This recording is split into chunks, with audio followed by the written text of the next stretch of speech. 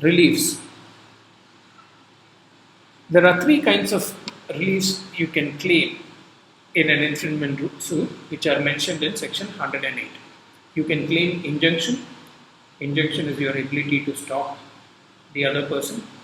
You can claim damages or accounts of profit.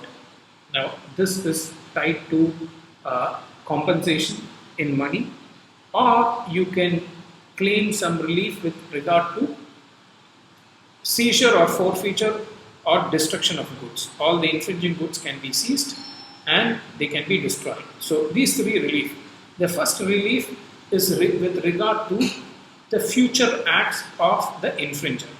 Keep that in mind. Injunction actually stops future action of infringement. So the first relief is tied to the act of the infringer. The second relief is also tied to the act of the infringer, but it is computed in money. Okay, it's more like a license. Damages and account of profit is more like a license. It's a court imposed license. You are going to be compensated in money. In the first part, injunction, you are going to stop that person from doing anything. So that means an infringement is the strongest relief. You can stop the person from doing business with regard to your patent. The second relief is actually collecting money either for past acts or for future acts with regard to the patented invention. The third relief is with regard to the goods. What happens to the goods which were infringing? So you could ask for a seizure of goods, and you could ask for a forfeiture or destruction of goods. So keep these three things in mind. The first, injunction, is with regard to future actions. You are going to stop the infringer. So that's a relief on the person. Damages and account on profit is a relief in monetary terms. It could relate to the action, past action of the infringer. It could also relate to future action of the infringer. But then what you are doing is you are computing the damage, you are computing it in terms of money. The first one is stopping the person from doing things, which is tied to the person itself. The second one is tied to money. The third one is tied to the infringing goods. So keep these three categories in mind. Injunction is tied to the person who is infringing. Damages or accounts of profit is tied to compensation. It's tied to money. Seizure, forfeiture or destruction is tied to the infringing goods. Now there could be other reliefs. There could be a relief that the infringement, there could be a declaration. There could be if in an infringement suit the court comes to a conclusion that the patent specification is valid, but only partially valid. It's not. They find that some claims are invalid and the other claims are valid. There could be a partial relief. There could also be a certificate of validity which is issued to a successful patentee. There could also be costs on the proceedings. Now, injunction is a relief by which you stop people from doing things. There are two types of injunctions. One is prohibitory injunction, where you stop a person from doing certain acts. The other one is mandatory injunction. You force a person to do certain acts. Now, injunction can also be temporary or permanent in nature. Temporary, we call it interim injunction, and perpetual, we call it permanent injunction. So, while the case is pending, you asked for temporary or interim injunction, and finally, when the case is decreed, you asked for permanent injunction.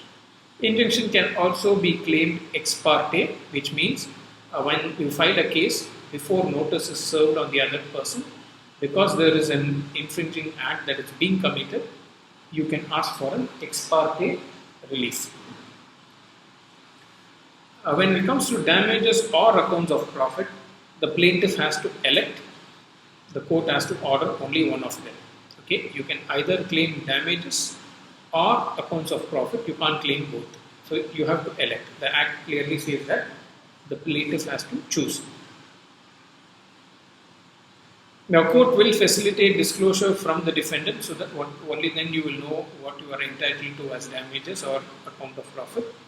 There are some restrictions under section 111. 111 tells us about innocent infringement. If you are infringing and the patentee tells you that you are infringing and you immediately stop, then there is no liability for damages. Okay? Because you were infringing, but when it was brought to your notice, you stopped. This is what we call innocent infringement. Now, if an infringing act is committed during a period where the patentee had not renewed the patent by paying the renewal fee, then such acts cannot amount to infringement. So, infringement is tied to keeping the patent alive. If the patentee failed to keep the patent alive by not paying the renewal fee on time, so during the time when the patent had lapsed, we call the patent lapses when the time when the renewal fee is not paid. During such time, there cannot be any action for infringement. So, as a defense counsel, the first thing lawyers would check is to see whether there is a granted patent, because you can only sue if there is a granted patent. The second thing they would check is to see whether the patent was kept alive continuously, okay, because of this provision under 111. And there is also a restriction on suing a person for acts done before the amendment of a specification. Now, if you amend the specification and bring in a particular detail, then the act that particular the right for with regard to that particular act accrues only from the date of amendment. So you cannot go and sue a person before the date of the amendment for acts committed before the date of amendment. 111.3 says that where an amendment of a specification by way of disclaimer, correction or explanation has been allowed under this act after the publication of the specification, no damages or account of profit shall be granted in any proceeding in respect of use of the invention before the date of the decision of allowing the amendment. Okay, unless the court is satisfied that the specification as originally published was framed in good faith and with reasonable skill and knowledge. Only in such cases the court will extend it, but normally you will not be liable to pay for acts before the date of, if you use before the date of publication or allowing the amendment. Okay.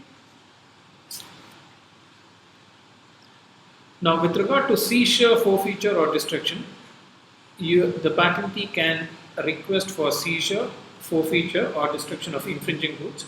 This is to prevent competition with the patentee's goods. It can also ask for delivery up, which means surrender all the infringing goods to the surrender the infringing goods of the infringer. Surrender the infringing goods of the infringer. The surrender happens to the court. The order of destruction, they could also request an order of destruction, which can happen in the presence of the plaintiff. Now, we said that there could be a relief granted for infringement only for the valid claims. Now, 117 tells us that, the 114 tells us that if in proceedings for infringement of a patent, it is found that any claim is valid, but other claims are invalid, the court may only grant a relief with respect of a valid claim which is infringed. Provided that the court shall not grant relief by way of injunction, save in the circumstances mentioned in subsection 2. Okay. Now, we get this from the language of section 10.4c. Okay, section 10.4c end with a claim or claims defining the scope of infringement for which protection is claimed. So, protection is claimed only for what is in the claim, and for the claim to be enforced, 114 tells us that the claims have to be valid. So, any invalid claim will be struck off, and there cannot be any relief on an invalid claim. Now, there is an exception in 114.2, where where a plaintiff proves that the invalid claim was framed in good faith and with reasonable skill and knowledge. The court shall grant relief in respect of any valid claim which is infringed, subject to the discretion of the court as to cause and as to the date from which the damage and accounts of profit shall be reckoned. And in exercising such discretion, the court may take into consideration the conduct of the parties in inserting such invalid claims in the specification or permitting them to remain there. Okay, so here it actually says in where the plaintiff proves that the invalid claims were drafted in good faith, the court shall grant relief in respect of any valid claim. Okay, the relief is again tied to the valid claim. Okay, now costs. The costs are generally borne by the unsuccessful party. It is paid to the party who succeeds. The costs are at the discretion of the courts. They could be compensatory costs for vexatious claims and defenses.